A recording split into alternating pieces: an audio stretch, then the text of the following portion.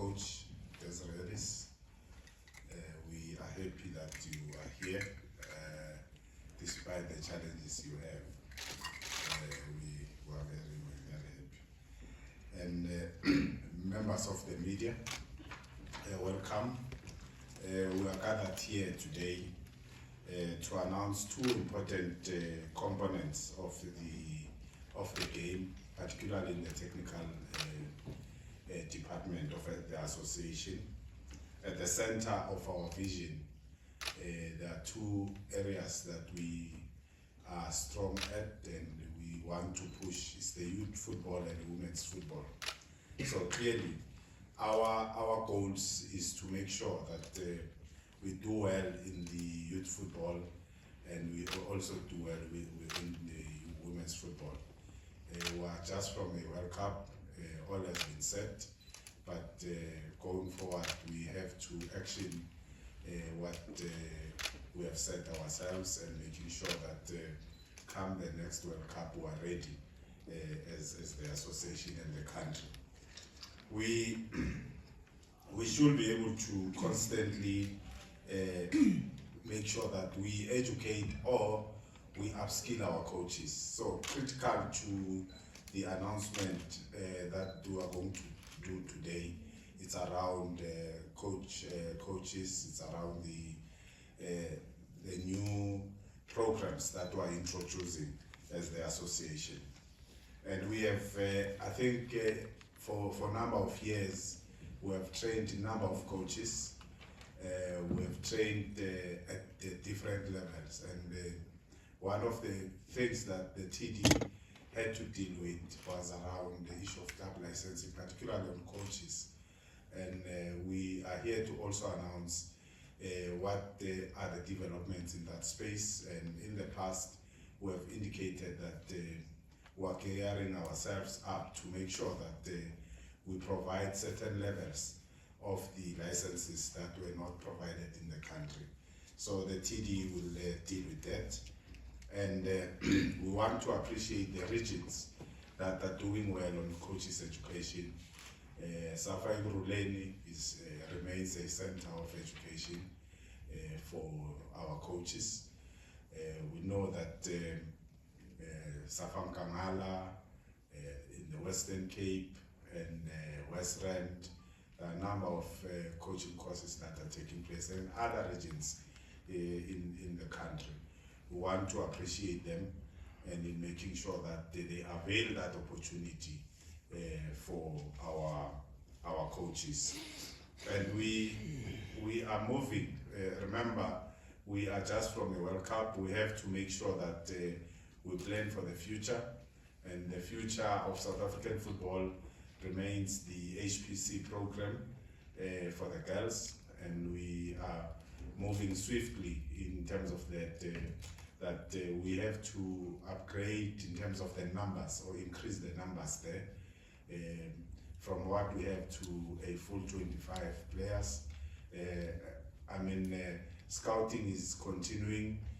Trials have been happening in the various provinces in making sure that the HPC becomes a success in terms of the recruitment and trying to mainstream the girls in the Banyana pipeline, because we are planning ahead. And of course we have the new kid on the block, which is the under 15 national team. We have had our under 15 inter-provincial games, and selections were made there, and those boys have to come into an academy of the association starting from next year, and making sure that we build from that level. And we want to indicate that today's announcement, the first part, it will be a culmination of what the president of the association, Dr. Jordan, had said or pronounced in the funeral of the late coach Clive. Will give you the details, I think, after myself, when the TD deals with that. So I'm giving you a glimpse of what has to follow after me. that we derive some of the issues we are dealing with today that came out of what we said in that funeral. And we wish to welcome everyone here, and I hope that South Africa will then see what SAFA is supposed to be, talking about football, because that is what the association is all about. Thank you.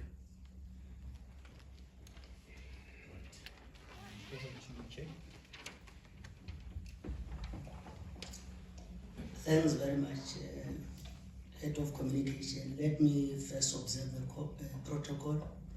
The Vice President of SAFA, Mr. Lindazwani, and the CEO, the TD, members of the media, the coach, and the guests, good morning.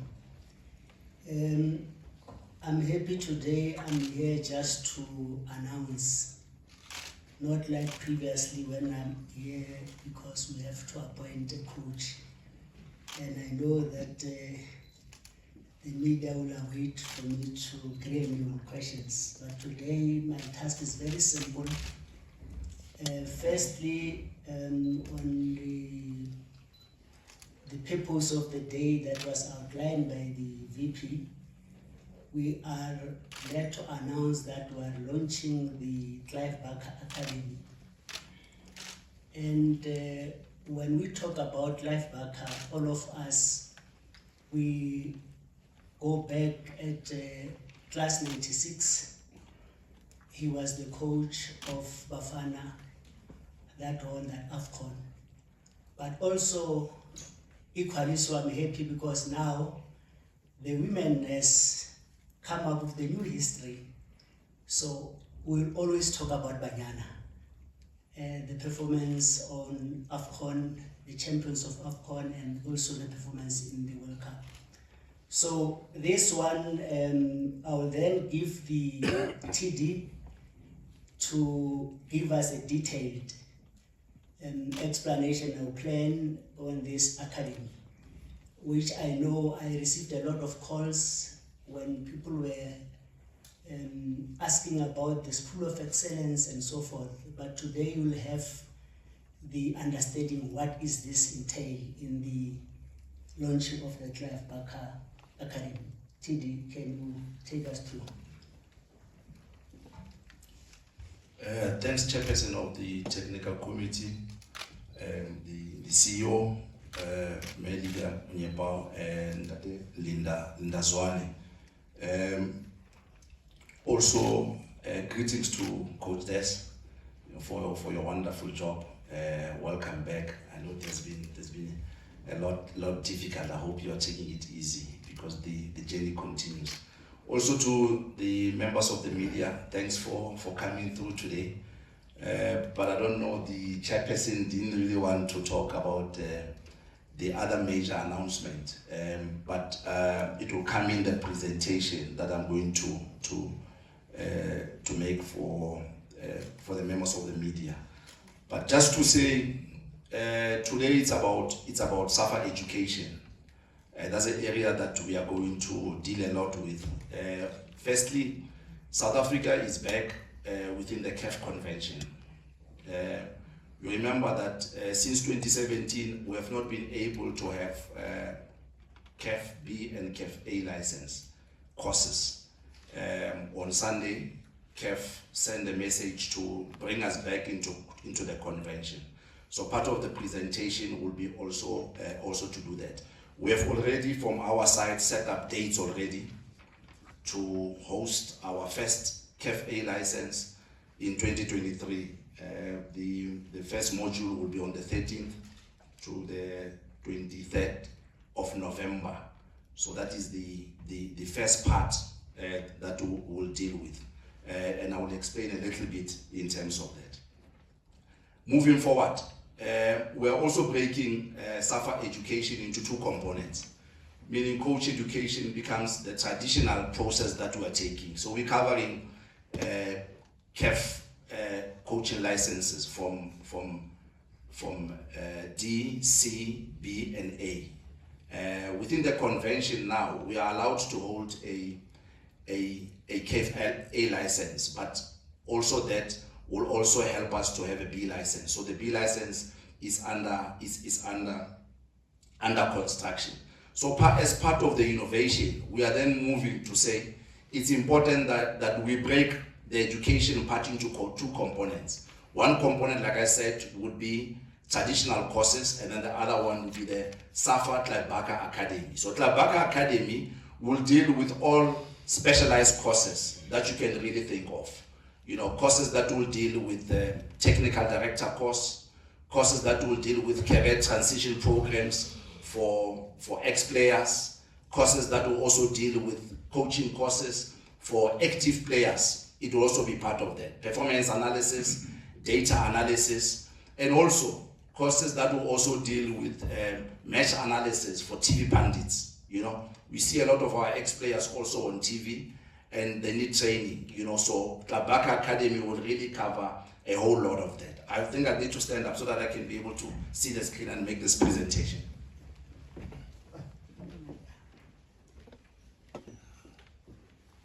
So like, am I still in the right place? So like I said, in the technical menu that I presented there, so we have already spoken about the segmentation of SAFA education into two components, which will be the coach education and of course the Tlabaka Academy. I'll also move a little bit into the CAF convention, because I think as journalists and also as a community, we need to understand a little bit of Article 1, Article 2, and Article 21 of the CAF convention. So I've brought it here a little bit for us to be able to do that. I also put up a summary and the courses that we really want to offer there, the application process and the partnership that we'll have. We can move. So this is the direction that we're taking. Essentially, we are launching the SAFA Tlabaka Academy, but again, taking coaching education into another level, not only in the PSL, but also trying to regulate across all board, you know. So that is one of the functions that is really given to us by the convention. I also wanted to raise this because I was listening even yesterday on the radio. Some of the pundits there who couldn't really answer a D diploma. Where does it lie? You know, when I was making a call earlier this year, and I was saying that we cannot allow coaches a D and C license to be in the PSL, and I thought the media really didn't really understand why this is an important factor. But if you check according to the convention, when you have a D license, you're supposed to be dealing with kids between 6 and 12. And some of these coaches are already in the PSL. So it was not a mad run or a fight to anybody else. And of course, when you are at C, you are between 12 and 15 years. You know, so that's why the convention is important, that we need to come back there. But again, try to educate everybody else that in order for you to come to the right level and the standards that we need to maintain, this is very important. Next one, Chet. But critically, also to outline this, because I think this has been also a challenge. I was listening to that show yesterday, and there was no clarity there. So if you are a D licensed coach, it means you only have 60 hours there, and it's stipulated there. At CAF C license, you are at 120, B license, you are at 160, and A license, you are 240. That's why as the association, we want to bring our coaches to the B level and also to the A level. It's because of the number of hours. You know, if you are having a D license and you're coaching it in the professional ranks, you have not had enough, I would have called it game time.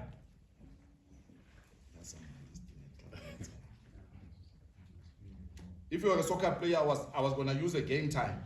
That you don't have game time. But also, as a coach, it means you don't have enough mileage. Mileage, practical, and also mileage in class. So that's why I've also put up there so that we can really be aware and clear why the convention is important and where we are moving. Yes, Chair?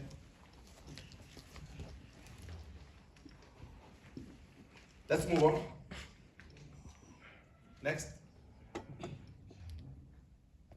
So then the academy, the idea of the academy is to begin to deliver this kind of courses. And of course, these are not the only courses which will come from the academy. There will be lots of courses also that are going to be proposed by member associations, by individuals. But then you need to come back to us so that we can then be able to assess it, what you have, and be able to deliver this.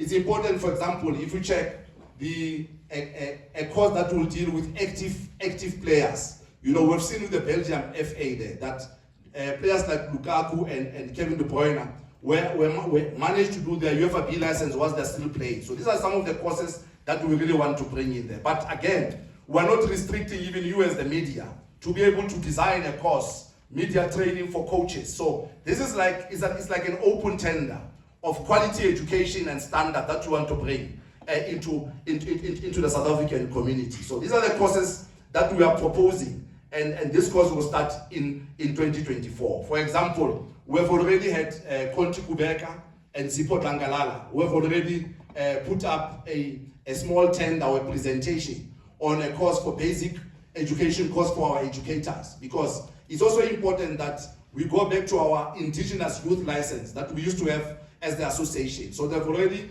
suggested something at that level. The introduction of technical directors. You will have seen also in the PSL now that the majority of the presidents are the ones who are talking on technical matters. It's important that we train our own people and we increase the pool of people who has the technical know-how to be either sporting directors or technical directors. That course already is there. But again, we don't also want to forget our associate members, the deaf and the disabled, because they're part of SAFA. So we're also saying we really want to start developing courses that can also be able to address those areas. Let's move, chat.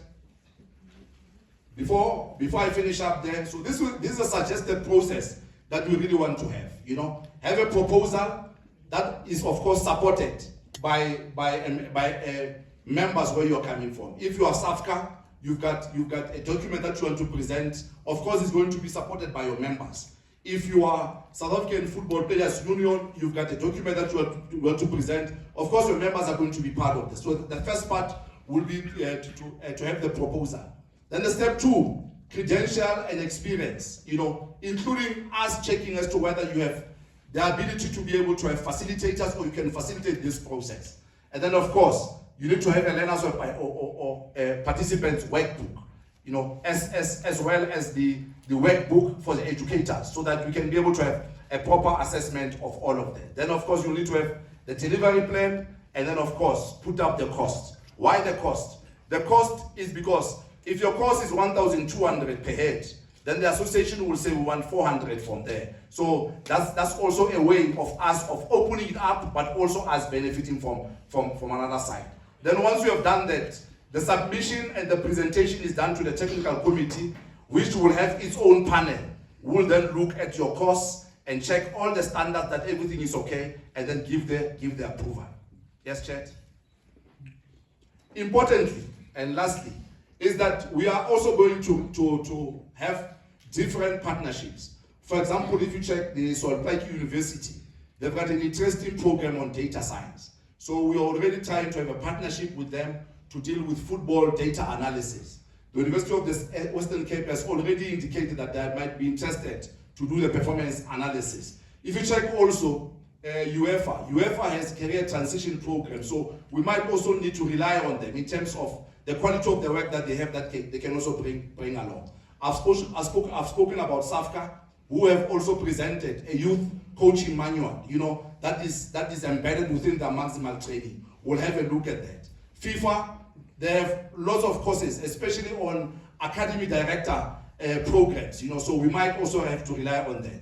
But again, we don't have to go far. If you check Cape Town, SAFA Cape Town, they already have a D license that is online. It's the very first one in Africa where they are able to pilot a project on D license which is online. So we're also going to engage them and see where we're going. I've put FCE there, football coach education there. It's supported and it's delivered by Raymond Verheijen, you know, who is a specialist on periodization, and we're already in talks with him to check what we can do there. He also already has a course on women football, on football and nutrition, and also on game insight. So those are the people that will check. University of Pretoria, if you check, they've got a higher diploma in sports science. So we are also going to try to tap to them, to tap from their program and see if there is any partnership that we can do there.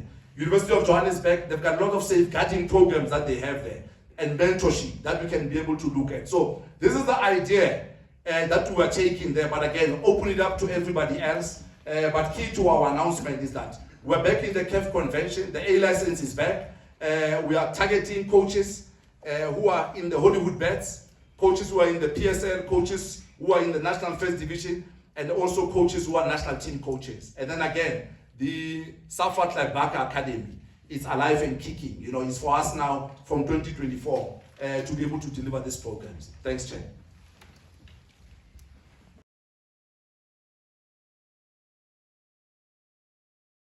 The recent World Cup, did you check how many people we had there?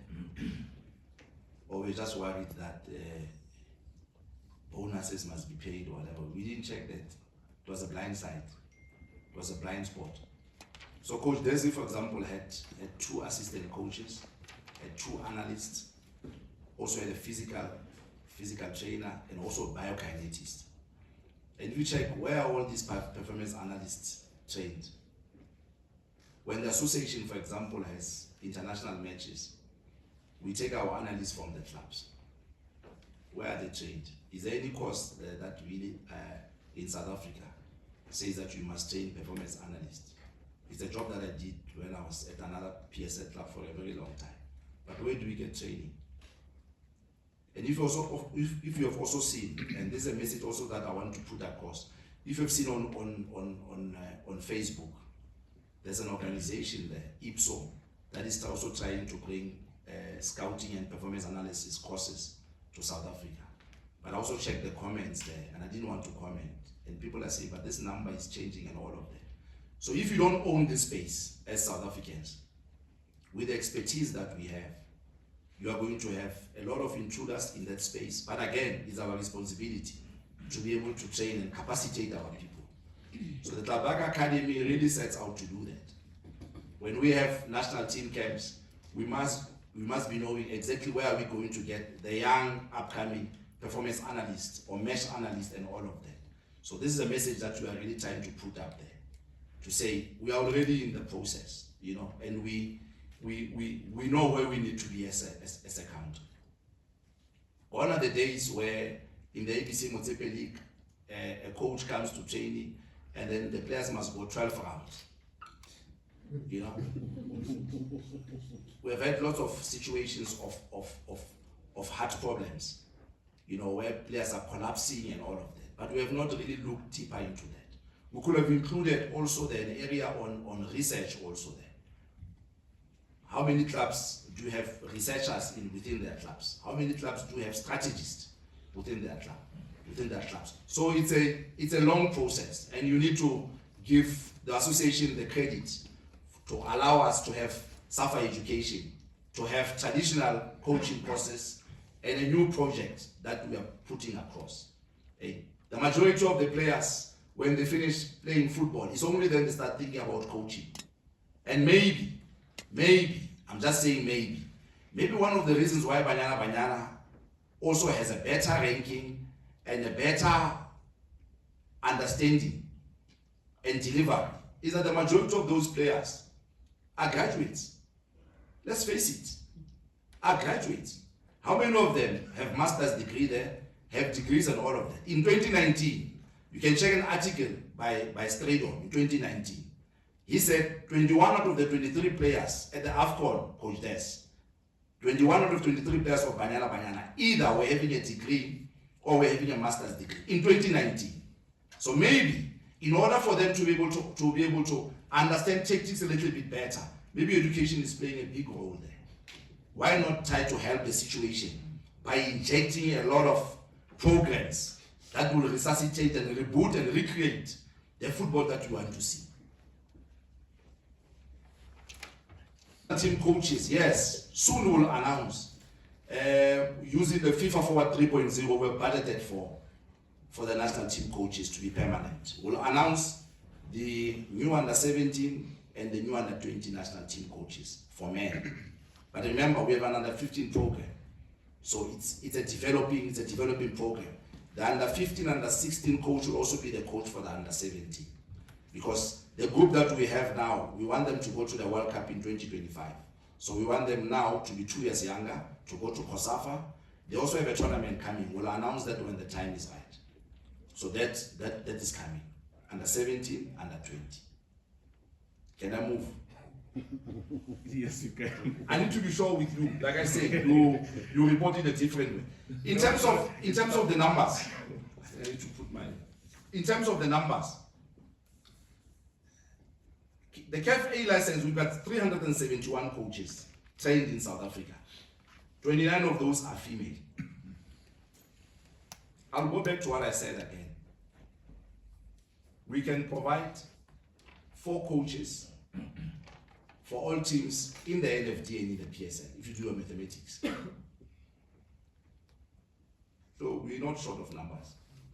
We are just increasing the numbers and resuscitating those who might be lost in the system. So we don't have challenges in terms of the numbers. And these numbers are the highest in Africa. You need to give us credit. We started this thing a long time ago. Some of you were not even journalists at that time. The process was already underway. I started in 2000.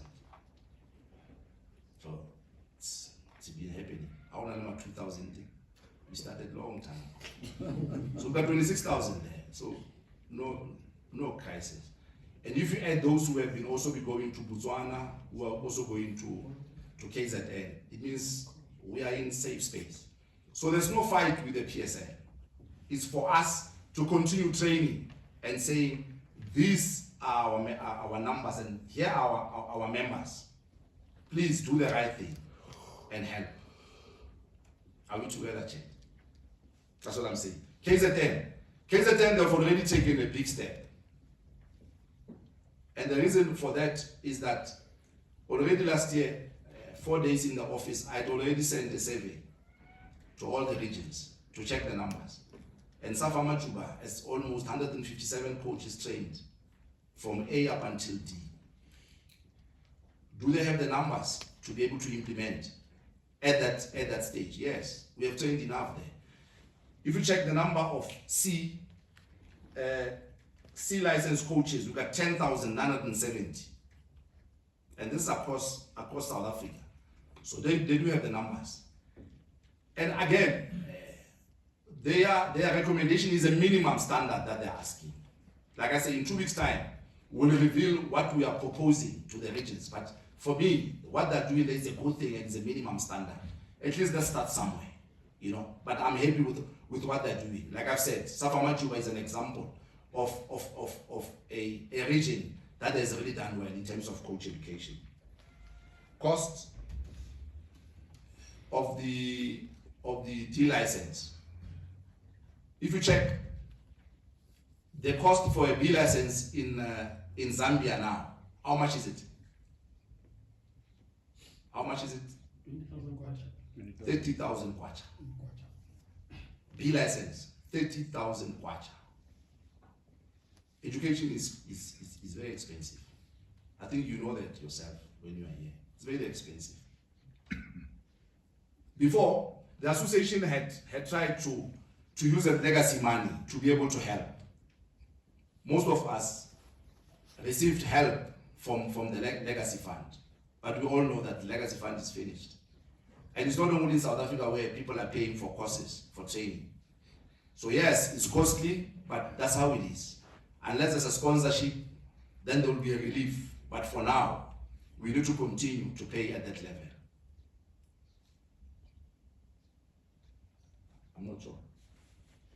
I'm not sure whether I left anything. Walter, you still come. I want you to write on the education part that I mentioned. Don't write on that one. Between Bafana and Banyala. No, I'm just saying. I just mentioned it. But there are many other factors. You know, you could check the caps also. Banyala team has more caps. Experience also, you know, than their counterpart. So I don't really want you to jump on that one and hammer, you know. Come back. I saw the VP was nodding when you were talking about us cascading and taking it down. Maybe you wanted to come in the vice president. on whether we can take the program down to the schools, because I think it's a brilliant idea. Why not? You know, it has to start there. So we are in support with what you say. You know, and like I said, if you is it possible, Sis Namta, just to bring the second last slide. Also to say, we don't necessarily have to hammer on performance analysis. We presented a bouquet of courses which are available. And this also must be the direction that we must take for our ex-players and also for our people. You know, it's not only coaching. You know, I think the second last, the next one. Before that one, please. Thank you. I mean, we put a suggestion on this. You know, allow us to dream, but allow us also to see opportunities. You know, so,